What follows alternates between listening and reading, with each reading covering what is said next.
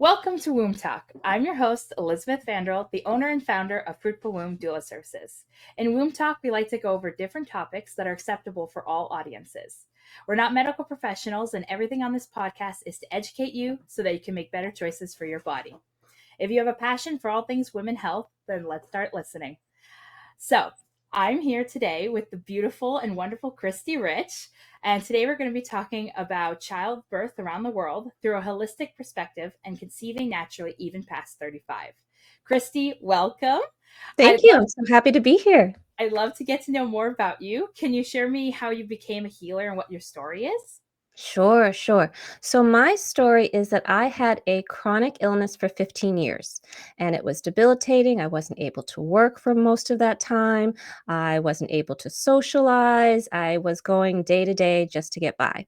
So, I intuitively sensed that I needed to get to the root cause, that there was a reason why a girl who had been healthy all of her life suddenly got sick and couldn't do the normal things she wished to do. And I was also very ambitious and I couldn't pursue, even making money. And so I got to the root cause. I found out why I was sick and I was able to heal myself in 1 month and then get back to my life. And then I decided to empower other women to do the same. So I became a healer really to heal myself. And that's how I learned about Reiki and about shamanism. So that's the style of energy work that I do. And I put the two of them together to help women to be healthy mind, body, and spirit, to overcome their chronic conditions, their chronic illnesses naturally. Oh, wow, that's incredible. It kind of always starts with us. Like, that's the first path. I feel like with a lot of people and myself too, it's like, oh, it was really about me in the beginning. And then I was like, oh, I'm actually quite good at this. I think I can help someone else. So I love Yeah. hearing that it always kind of it starts with us, right? Yes. I had to learn how to heal myself so I could heal others. I never knew this was my path. Actually, I had planned to be a professional actress, but the universe had different plans and I had to listen. Yeah, we never know what really is in store for us, eh? And now you're a writer. You're writing a 3 book Yes. series on childbirth. Yes, so I'm writing a 3 book series on childbirth. Again, I never planned this path either. I had always wanted to be a writer. I had imagined that the first book I would write would be a children's book. I actually started writing several many years ago, but didn't get them published. And I also thought, oh, maybe I'll write my memoir because my story is so interesting about overcoming my illness naturally and so quickly in 1 month. But I started to get signs that I was supposed to write a book on childbirth. So, my story is that I was meeting a friend, actually 5 years ago. So, on the summer solstice, 5 years ago, I met with a friend for tea, and she was pregnant at the time. So, she was 50, having her first child, and I was asking her how she felt, what it was like, and she gave me the behind the scenes glimpse. And from that, I became so fascinated and so interested. I realized that there was so much that I needed to learn, so much I didn't know. And I felt, wow, I'm a woman and I feel that I should know these things. And I was surprised that I didn't hear other women sharing so openly behind the scenes what it was like. So, from that deep interest, I decided, okay, I'm so curious. I can't stop researching. Let's create a book. Let's create a book. And I got very deep into the researching. And then finally, I decided, okay, it's not one book, it's going to be 3 books. Oh, wow. So you can say that almost is what inspired you to write this book then. Yes, so it really was my friend who I met, but it's funny, you will read in the book that there were other signs before this, but I didn't understand what the signs meant because, again, I wasn't pregnant, I wasn't a mom, I didn't have the aspiration to write a book on childbirth. But once I met with my friend and she told me behind the scenes, and I felt like this was a conversation that women needed to know about, that we need to speak more openly about childbirth, that's when I started researching and that's when my passion really lit on fire. Well, that's really incredible. Like 3 books too, and they're all going to be in the same kind of like theme of childbirth, or are you kind of going to go through the stages a little bit postpartum as well?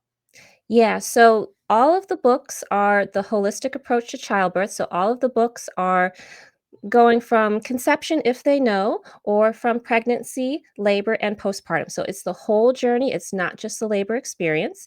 Oh wow. And each book will be different. So all the books will be about childbirth around the world, but they will each have different stories. So I interviewed over, well, yeah, it's actually it's about 100 people Oh I've wow. interviewed now for my book series. So I interviewed mothers first, and very shortly I decided this needed to be bigger and wider than just the United States. It needed to be stories from around the world. So I started to interview women from all over, and it's going to be the first book. There was a commonality that I found from the women who I interviewed, and I just decided to go with that. So, again, I never planned to write this book. And then when I saw this commonality, oh, most of these women have this issue, then I'm like, this is what we need to focus on. This is what women need to hear about. So, book two will be another theme. It will be about trauma, and book three, another theme as well.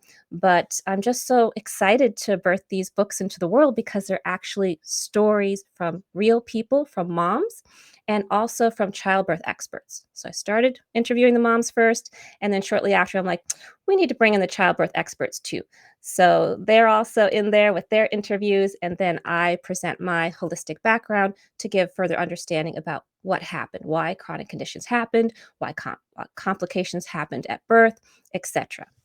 Well, that's really awesome, especially because I still think even today we have a lot of different cultures that still do birth differently. Like when I was taking Yes. training too as a doula, they were like right away like, "Oh, Brazil, their C-section rate is so high." And like there's Yes. so many different countries with different like still differences in the birth field, right? So Yes. I'm sure that's going to be the exciting side to see to it as well, like the Yes. differences between America and all the It's other. very different. It's very different. And what's interesting is that so many women who I interviewed, they said, "Why are you doing it about childbirth around the world? It's the same around the world. It's birth." And I said, "But it's not. And we don't know that because nobody's talking about it." Yeah. So, like you said, in Brazil, the C section rate is very, very high. And they actually have C section parties. They have C section Oh parties wow, I at didn't even the know that. hospital that they plan. And all of their family and relatives, they come and they have balloons and they have cake. And it's a big thing. But, in some parts of the world, they are trying to lower the C-section rate. So, the World Health Association, they have said what the C-section rate should be, that it should only be about 13%. Otherwise, they believe that something's happening because it shouldn't be that high. But as you see, some countries, they choose certain things. They choose different hospital policies, they choose how they give birth. So I think it's very eye-opening for women to see the differences. Yeah, I definitely think that's going to be cool. I'm going to definitely have to read this because it's going to be Yes. very interesting. Yes, yes. So, if you had to walk across the street and you saw someone there and that person was like, "Oh, that's the person that's got to read this book." Who would that person be like? What are their days spent doing? What do they like to do on their free time? Like, who's the person that needs this book the most? Ooh, who's my avatar? Yeah. So, this book is actually unusual. Most books on childbirth are for women who are already pregnant. This book is actually for women before they conceive. So, it's really to prepare them, excuse me, before they conceive.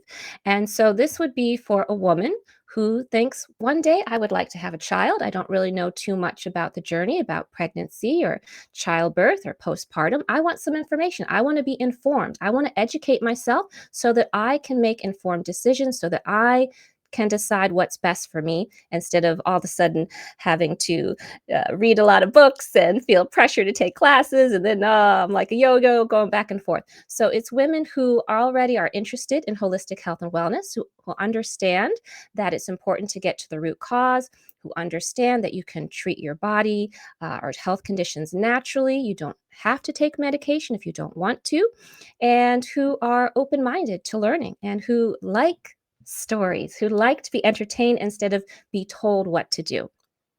Well, that sounds really awesome. I'm sure there's probably a few listeners that fit that are like, "Oh, that's me. You're talking to me." So Yeah. I'm sure that's why I thought that question was fun because I'm like, we never like when we're writing it as as a writer yourself. I'm sure you have that. You have a vision of who's going to be reading it, but when you listen to these things and you're like, "Oh, I don't know if that book's for me." That's why this one is like, "Yeah, I picked you. That's the person Yeah. who should be reading it." Yeah, and the great thing about this book is even though I have that woman in mind who hasn't had a child yet and who's interested to learn, also it's for other women as well. It's for moms to encourage their daughters to read. It's Yeah. for partners to read. It's for spouses to read. It's for doulas to read. It's for so many people who wish to help moms or moms to be to empower them. Yeah, and I feel like to expand your knowledge, just like even Yes. about the world. Like I find for myself, I've had it that it's kind of like you're almost in your own little bubble. You have a very like, oh, I just like this is where I live. This is what it's got to be like everywhere. But then Yes. once you hear stories about different countries, you're like, oh my, it's actually this. It's so different. Like Yeah. even 1,000 or 2,000 miles away from you, it could be completely different. So I think that Yeah. would be a very good eye opening for people as well. Yeah, just to give an example, I mean, Ireland has a very tight time limit when a woman needs to give birth by. So their time limit is once she reaches the hospital, she needs to give birth within 8 to 12 hours. Wow, not even a full day. Oh, Not wow. even a full day, 8 to 12 hours. So they will do everything they can to bring on the labor to speed up the labor. But unfortunately, this has created a lot of traumatic birth experiences for women in Ireland. And the US actually has adopted their system for helping moms during labor based on Ireland. So in the United States, it is 24 hours. And if after 24 hours, the baby still hasn't been born, normally they'll say, okay, it's been 24 hours, we need to have a C section. But during that time, again, they're trying to speed up the birth as quickly as possible. But if you go to Japan, Japan doesn't believe in that. Japan doesn't believe in rushing the birth along. So some women can start labor and it can be a full week and they're not pushing it.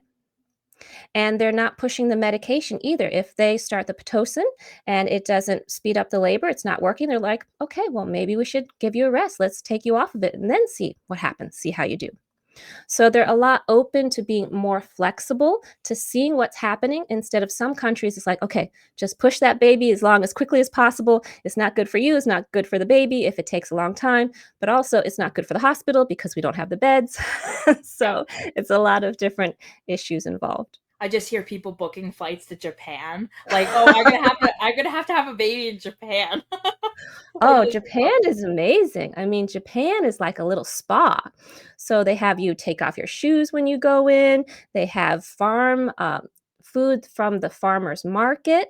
So oh wow. everything's really fresh, really great quality. They believe that food is really important. They do not limit food. They do not say, like in the US, that you cannot eat or drink during labor. They're like, eat and drink as much as you want. You know, you're giving birth, you need the energy. So again, just very different mindset. And even at the end, they'll have a celebratory meal for you to celebrate that you did it. So very different in different cultures. And that's very interesting because that's something I never even knew about Japan. So maybe I Yeah. book a flight to Japan. Um, so let's talk about a little bit that you're writing this book. Your specialty has become helping women to conceive naturally, especially those over 35. What is your one piece of advice you'd want to give to women regarding conception? Yeah. So my one piece of advice is it's very important to prepare mind, body, and spirit before you even try. So many women think that, okay, when you get pregnant, it's the divine time, but it's very important for you to prepare before. And it's not just women who are having fertility issues that I'm talking about. So I believe that everyone should prepare mind, body, and spirit before. So that means a holistic approach. So, really trying to understand that you need to overcome your chronic conditions before you give birth, that you need to overcome any fears that you have before trying to conceive, and realizing if there's any intergenerational trauma, any beliefs that you have passed down from your mother. Maybe you weren't close with your mother, so you didn't have that role model, or you have certain beliefs based on your relationship with her. Or etc. So it's very important that you and your partner are on board and that you understand that it's really a holistic approach that's important because not only is it about you conceiving, but it's also about you being as healthy during pregnancy, having a healthy birth, having an empowered birth, and also to be healthy and happy postpartum. But if you don't take the time before you try to conceive, then you can develop chronic conditions in pregnancy and in postpartum and even have birth complications. So, this is for you to have a better experience along the whole journey if you prepare, but it's also for you to have a healthy child too. So I think I just want to star this and emphasize this. If you really focus on a holistic approach to wellness before you try to conceive, then it not only helps you, but it also helps your child to be as healthy as possible too. Well, that's incredible because in my opinion, I don't think that we are prepared enough.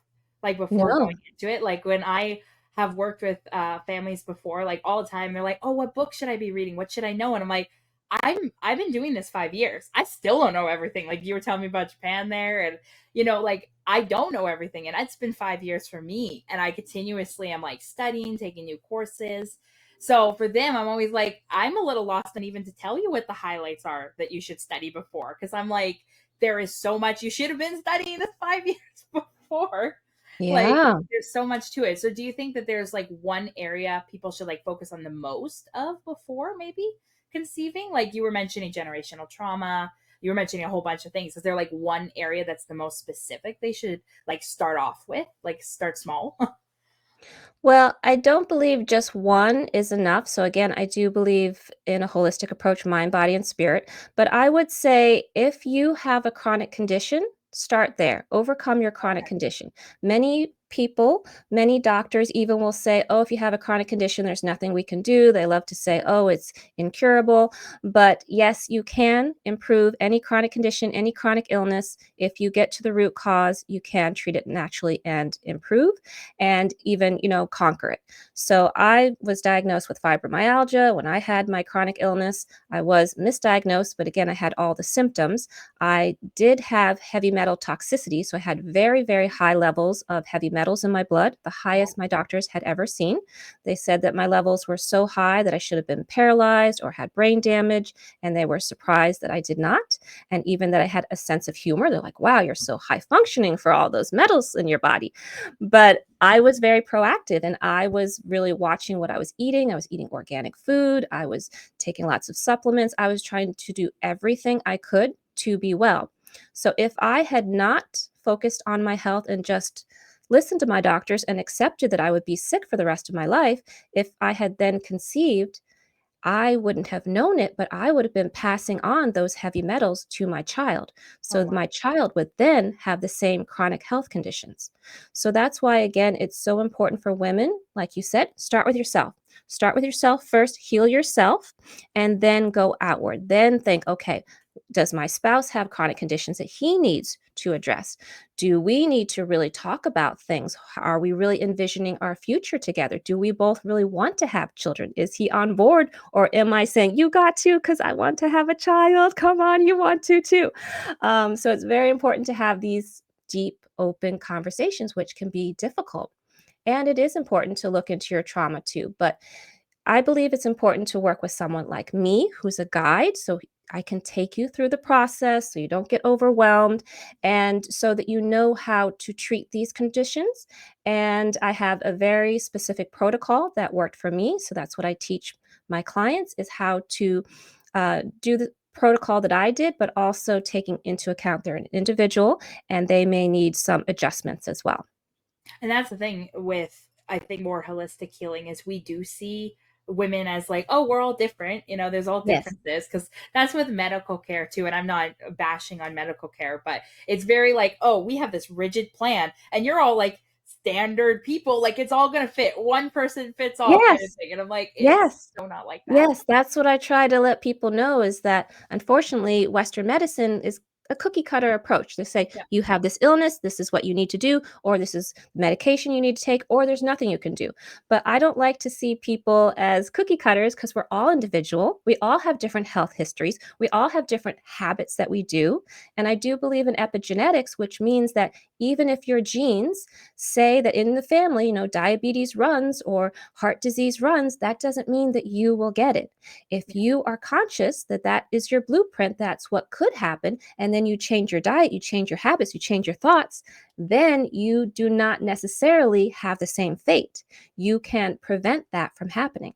So it's very important that women understand epigenetics to know that you can make changes, you can empower yourself, and improve your health and wellness.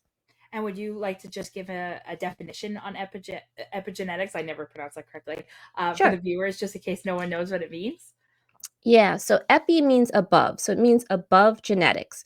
So Dr. Bruce Lipton is the pioneer of epigenetics. I love to follow him. So he talks about epigenetics being the way of the future. And genes is what a lot of us understood and learned about in school. So genes, people believe, we have certain genes, and that means that then we will have certain illnesses, that it runs down in the family. But what epigenetics has found is that it's really your environment, your thoughts, and your actions which create your health or which create disease. So there have been studies of people who have been adopted into a family, okay, so different genes, Yeah. and they will then inherit the same illnesses that the family gets. So that Huh. shows from an epigenetic point of view that it's really that child growing up in an environment of eating certain foods, doing certain habits, having certain beliefs, that then they develop the cancer or they develop the heart disease, that it wasn't in their genes. So this is very, very interesting, very fascinating for people to grapple, but it shows again how we can change our fate. And this is empowering. Yeah, definitely. I would say so. Because I mean, I myself, I have my father has a very rare disorder called cavernous angioma. So there's Mm. a 50% chance I have it. And since he found out, he's like, "Oh, you need to find out." And I'm like, "I don't want to know because that's gonna put like a negativity kind of vibe in my head that I'm Yeah. doomed to get the possible same stroke as he did." Like I just kind of live Mm. with the fact that there's possibility I have it, but Mhm. I'm not letting that kind of like define my life to such a degree the way he's been defined now that he's found out that he has it, right? So I mean, I definitely agree with you there on trying the like the empowerment of like creating your own fate a little bit, because if you live with those kind of thoughts all the time, it can kind of like make it hard to get through the days a bit. Like I know when he was first diagnosed too, he was very quick to be like, "Oh, I might as well just stay in bed. There's nothing I can do." And like that was Oh, his attitude, and I'm like, I don't want to live like that. no. So that's why I've made it my determination I'm not going to find out. Like if it happens, so be it, but I'm going to take a very like there's a chance I don't have it and lean Yeah, with there's a chance you don't have it, and also, unfortunately, it's very disempowering what a lot of doctors say. yeah. So they will say, "You have this illness, this means this outcome," and it doesn't necessarily mean that. So Yeah. just like with me, I was diagnosed with fibromyalgia, and people say fibromyalgia is incurable. So I had all the symptoms, but it was a different root cause. But anyway, it's very important that you know that even if your father had this illness, that he can improve it. He doesn't have to follow the other statistics of other people if he's proactive, but if he throws his hands up and says, "Okay, I'm doomed, I have this," then you're not helping yourself. So the same thing with you. If you say, "Okay, he has this, let's understand what the root cause is," and then you make different changes, then you will not have the same fate too. Yeah, well, we moved to a homestead, so we've just started, like I mentioned before this, that we started like milking our own cow, getting eggs, all this Yes. kind of stuff. So he has mentioned already, like like a decrease of headaches, Oh, and like because good. he was having common headaches like every day, very painful, like hard to Oh, see. So those oh, kind of things have slowly lessened already. So I definitely think, like you were mentioning, food, diet, environment, because we live in a very more yes, like tree and like private area in a sense. So now there's less yes, traffic pollution, right? So I definitely agree with you there. There's so many things that can help make those changes. yes. Nature is so healing. I know. I love to be outside, except when it's raining. Then I'm like, I'm not too into the rain. So, did you have any popular myths about conception that you'd love to bust just right now? Like anything, like say myth bust. Oh, sure. I mean, huge myths for women over 35 that you're not going to be able to conceive. So Yeah. this is a huge myth. They also say, "Oh, well, women over 35, you're putting your health in jeopardy. You could have all these terrible chronic conditions. And why would you put yourself through that, or you're going to have a child who is unhealthy. You're putting your child at risk. So these are a lot of huge myths, and it's very important for women to understand this. And that's why I wanted to help women over 35, because I believe there's so much negativity that's kind of poured on them, all these horror stories and all this fear, and they're not getting the evidence-based information. So yes, in the United States, we call it geriatric pregnancies if you're over 35. You won't believe it, but in India, it's over 30. So it's even younger. It's considered a geriatric pregnancy if you're 30. And of course, it is possible for women to conceive past 35, past 40, past 45, even past 50. So there's a lot of celebrities right now who are having babies, having kids. So it is possible. But we need to understand that high risk doesn't mean what people think it means. So a lot of people think that high risk is when you're older and that you have a a much larger chance that you will become sick during pregnancy, that you will develop preeclampsia, etc. But if you look at the statistics, it's only a tiny bit of a percentage higher that you may. So it's only like 4% higher. So that means that most women will not have any problems, but you're spreading all this fear to all women. So all women are like, oh my goodness, I'm older. I'm scared now because I'm older. You don't need to be scared. So if you have been taking care of yourself, if you have been eating well, if you have been exercising, if you have been filling yourself with positivity, if you understand your health background, again, if you have been proactive, you shouldn't be scared. You can conceive naturally. So that's another myth too, that after 35 you can't conceive naturally. You can conceive naturally, and you can be healthy with no problems, no health problems in pregnancy, no birth complications, no problems postpartum, and have a healthy child. So I just want to emphasize that to women, that it is possible, and no, you're not putting your child at risk unless you know that you have health issues or your partner has health issues to begin with. And that fear also makes like more problems, right? Because when you're Yes. in a higher fight or flight response, right, that always causes more bodily issues than Yes.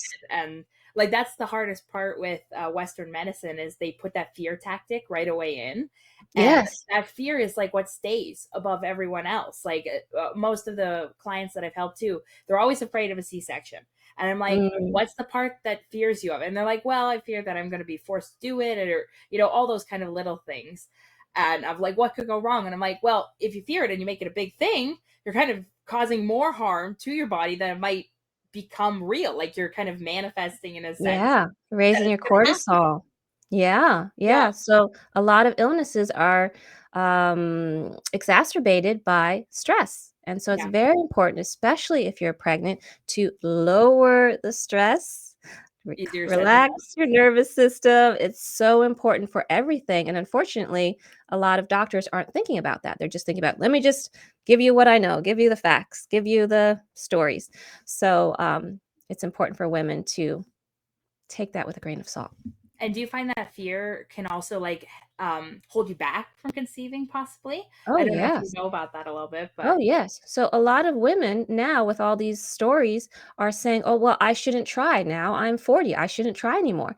And that's not fair. That's not fair to women or people who would like to give birth, because it is possible, and it's just a shame that we're not hearing more positive stories. It's almost like society doesn't want women who are older to conceive, but it is possible. So I just want to again star this, emphasize this for all the people who are listening. If you want to conceive, if you're older, it is possible. Try to let the fears go. If it's hard, then talk to someone like me or a therapist. But there's a lot of positive information. And again, if you look around the world too, you have other information that it is okay to give birth later and you can have a great experience. and I think going back to your book a little bit, that's going to help a lot, is because they're going to Yes. be stories about other women around their age. Like, oh, they did it. Now I can do it. Like, I find that's a very empowering thing to hear other stories Yes. of your age. Like, kind of when you can say, oh, I relate to this person. Or, like I have it sometimes with plus size stories. I'm like, oh, people have done it. So I feel like Yeah. for them too, that's going to be really important to hear the stories that you're writing down. from other Exactly. women of the same age. I think that's going to be really important. Exactly. That's what I love about the book, and I really put so much thought into this because it is my passion project. And I found that, I was sharing information online and I was so passionate. I was like, okay, now we're going to get into all these great conversations with other women online. I know there's a lot of mamas out there.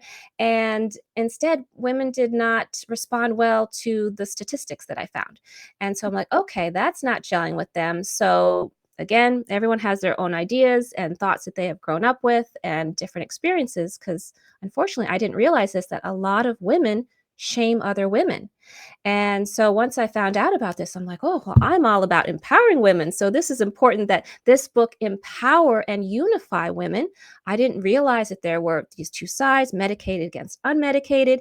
And so this book is really to heal childbirth, to bring women together, and for women to, like you said, to hear other stories and say, oh, well, that's me. That's me in that story. I relate to that. That was my experience, or that was my sister's experience, or that gives me hope about this, or this gives me understanding about this. I had no idea about this. So I really have decided to focus on the stories more than the research. Of course, I read a lot of books. I go on to PubMed, get all the statistics and facts, but I believe that people relate better to stories, because who doesn't love a good story? Yeah. Right? Who doesn't love to watch a movie? You love to watch a Yeah. movie, you just get into the characters and you're feeling for them and you're rooting for them and you're crying with them. So it's the same thing with the stories in my book, that I've written it in third person point of view, limited. So this means that it is from the mother's point of view, and she doesn't have all the information. So Yeah. it's not like when you hear a story and they already know the conclusion. You will be along her journey with her, and you won't know what the outcome is until you hear it. Oh, that's going to be exciting because normally when you hear those stories, it's kind of more first person written, right, from those stories. So that'll be definitely a Yeah. different aspect of your book compared to other books out there. Yes, yes, or it's third person omniscient, so they know everything, so they Yeah, put all the information in there from the past, even though we haven't gotten um, to the that part birth of the story. experience or that part of the story. Yes. Yeah. I'll definitely have to try to get it for my mother though, because my mother was 37 or 38 when she had me, and she kept Okay. having kids till my youngest brother. She was 42 at the time, Oh, and there was a lot wonderful. of shame around her being older. At the same time, a lot of people would always talk to her like, "Oh, shouldn't have waited so long," or they would call her like, Oh. "Oh, are your kids out with grandma today?" And my mom's like, "No, I'm your Oh. mother." So I feel like this book will even Oh. help her, even though that's the past of her life. But I feel like there's still some healing needing to be done. So I feel like this book might help her even with that. So Yes, yes, thank definitely you will for have to get sharing it. that. Thank you for sharing that, because that's it. This book is not just for those who are planning to conceive, but it's also for those who have had children, Yeah. and they may wonder why certain things happen, or they just want to be in a community, a supportive community of women and people who've given birth, and partners, etc., doulas, who are lifting women up at this time, who are saying, okay, we're all in this together. Let's unify. Let's be one together. Let's not put each other down anymore. What's the point of that? And I think if you can understand it from her point of view, instead of from the outside saying the shoulds and the woulds and all of this, then you will see it in a different light, see it through different eyes. Yeah. And I do have to ask, when is the book coming out? Where am I going to find it? Like, I didn't ask that, but I'm like, well, now I'm really into it. Like, where am I going to get it? Thank you.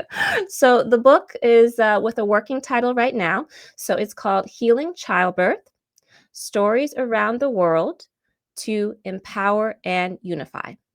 So this is going to be traditionally published. I still have not found a publisher yet, so I can't give you the Oh, exact date I have yet. to wait. Sorry. So it's not coming out in a few weeks. I wish it was. I just so passionate about this. I want women to have this information now, to read these stories, to be inspired, empowered, and to have this information so they can make informed decisions. But it's a process. It's a process, just like the birth process is. So I am still looking for a literary agent who will help me to open up doors to find a publisher. So it's going to be a little bit longer. But for those who are watching today, they can join my list and they can find out. I will be announcing to my newsletter and to those who follow me on social media when the book is out. And there will be a big launch party. So it's going to be super fun. I'll make it fun for those who are interested in the book launching. And so they can follow me at www.thedancingcurtain. And you can go to that main page and you can sign up there. If you like, you can have a free gift from me. So you can go to www.thedancingcurtain.com/7 myths moms need to know.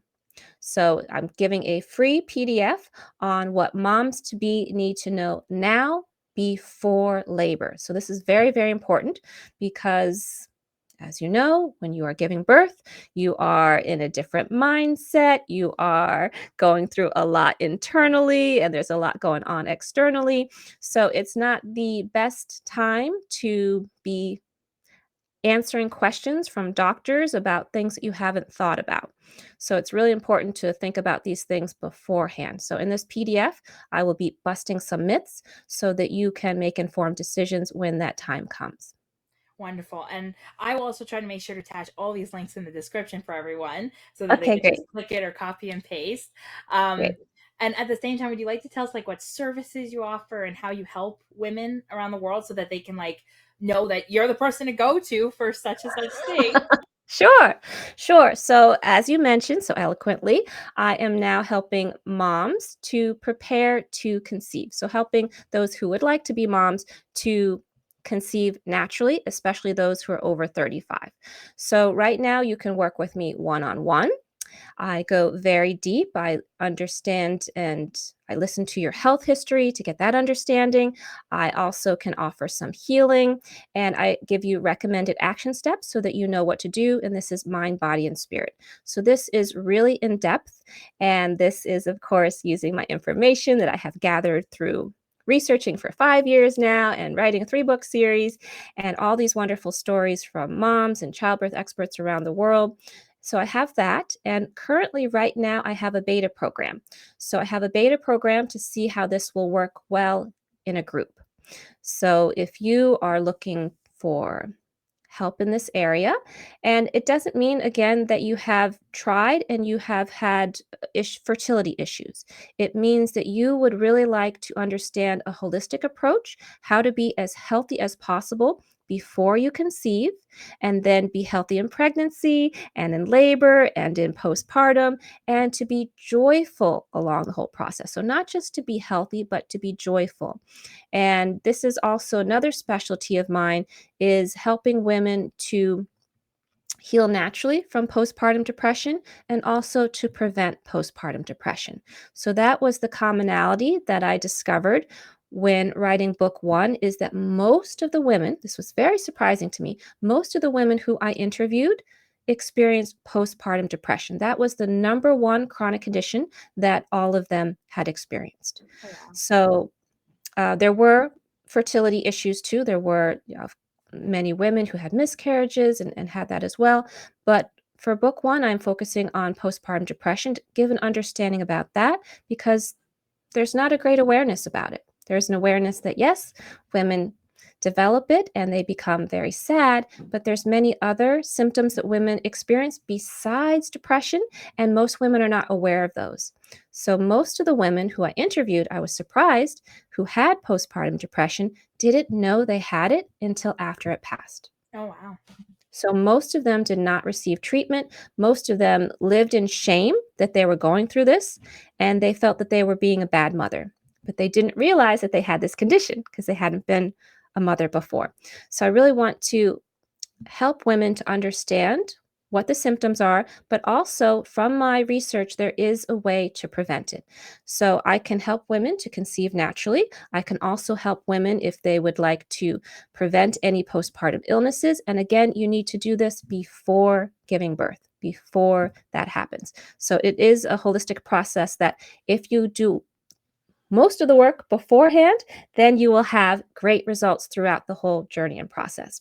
So I have this beta program that women can sign up, that they can work with me in a small group, and I will take them on different diet that they can change, different superfoods to have, different things that can help with fertility, but also help them to do a detox. So, this is a holistic detox to help them mind, body, and spirit, which will help to reduce the inflammation in the body. So, oftentimes women are not able to conceive if there's too much inflammation or if they have a chronic condition, and chronic conditions often are because of too much inflammation, also stress. So, we'll be reducing the stress, helping them to prepare the whole journey. So, even helping them to know how to benefit from certain techniques so that they feel more well rested postpartum. So, I'll be teaching them how to meditate because I don't know if you know, but if you do 20 minutes of meditation and you get into that theta state, it's equivalent to 2 hours of sleep. Oh, wow. So if women are Meditation. meditating, gotta meditate to feel energized. So if you learn to meditate before you conceive, that's gonna help you to relax. So it's gonna be easier when you're ready to conceive. And also then that'll help you to feel better in pregnancy. That'll help you to feel better in postpartum as well, especially when you need more sleep and you're not gonna be getting as much as you're used to. If you're able to meditate, then that's gonna help you to regulate your nervous system and feel so much better. So I've got those programs and I've got more programs coming out. I also have some live birth storytelling. So Oh, this is something fun. I'm very excited about. This is another way for women to learn about birth stories before the books come out. So, in these live events, which are on Zoom right now, but they will be moving in person soon, women can share their birth story. So, they can share it in front of a nice, intimate group, and then they can share the whole story, which they may not have done before from, conception or pregnancy, how they felt throughout to postpartum. And then they can hear from me holistically what was going on. So, this will give them different understanding and also support from the women there. So, of course, I will not allow any shaming. I will not allow women to take just a piece of it and say, because of this, this happened. It's a lot deeper than that. So, then they will start to understand what's going to happen in my book. That's really the holistic perspective of childbirth, and that is different that they may understand. So, most people, this is one of the reasons why I didn't put holistic in the title, but it may change, is that most people don't understand what holistic means. Yeah. So a lot of people think that holistic childbirth means a natural birth, means unmedicated, means natural remedies throughout the process. But instead, it means getting to the root cause to understand the chronic conditions that happen. And again, that can be in pregnancy, that can be in postpartum, that can be birth complications, and knowing that you can remedy it naturally and that it's the whole process. It's not just the labor, but really getting to the root cause, getting into their health history or getting into what happened in pregnancy to understand what happened. Oh, wow. And do you offer these services virtually as well or just in person? Yeah, so the birth storytelling right now is just virtually. So anyone can join in from around the world. And it will be in person in the future. I live in Connecticut right now. So it will be in Connecticut and in New York in the future. Oh, wow, that's really awesome. I hope there's a few people that are listening to come and meet you in person because you have such a fun personality. I've Oh, really thank you. enjoyed meeting you and getting to learn so much about this. Like it's been riveting, very exciting. 'Cause Wonderful. I've had helped people that are over 35. That's mainly been my niche that hasn't been a niche. Um, Mm, but I feel like that's kind of been the story with my mother and how that kind of worked through me a bit. So I mm. think that this was very interesting. I've learned a lot that I can now move on and carry with information, and this has just been fantastic. I really loved Wonderful. it. Do you have Thank you. anything that you want to say, like as a like a one last tip to women, or like just in general, like if for anyone who's listening, regardless of age, like what's the one thing that you would say to give us advice, or even just a quote that you love to end it off? Okay, let me end with two things if I Oh, can. yeah, yeah, totally. So so if anyone is watching or listening, and if you would like to contribute to book one, I do have an opportunity for you. So I have ended the interviews for the moms and the childbirth experts, but I am collecting information. I'm collecting data that I couldn't find through my research. So I did a lot of research, but this is also something that I emphasize in book one, is that we need more research for women's health and wellness. We need more research for maternal health. We need more understanding to help women. So if you would like to contribute, if you'd like to participate, you can fill out a childbirth survey. So I can give you the link to put in the show notes, but you can also go to my main page on my website, www.thedancingcurtain.com, and just look for the button to click on to fill out a childbirth survey. And then you can put in your information. You can be anonymous. You can put in your name and email if you like, and then you could possibly win a prize. I'm giving out a prize soon after just 5 more entries. And so I do give out prizes periodically to help encourage women to fill out surveys. So this will then be included in book one to give understanding about different information I couldn't find research on. So you could contribute and really help future moms. So if you are interested, if you're willing, you can do this. Again, you can be anonymous. No names will be mentioned in the book. It will just be the statistics, the numbers. And to end with, I just want to say that you can do it. So never give up. If you are wanting to have a child, if you are really seeing this baby in your future, do not give up. Do not give in to people saying you're too old, or you shouldn't try, or you're putting your health or your baby at risk. Work with someone like me who can empower you, who can give you the understanding that you are not too old. And it's about taking the steps before you try to conceive. So never give up, have hope, and there's a beautiful journey waiting for you out there. So thank you so much for having me. I'm so glad we got to do this. This was so much fun. And I'm sure you'll be back once you got book 2 actually out or in the Yes. works. And Yes, then we I'd can love talk to. more about stuff. Great.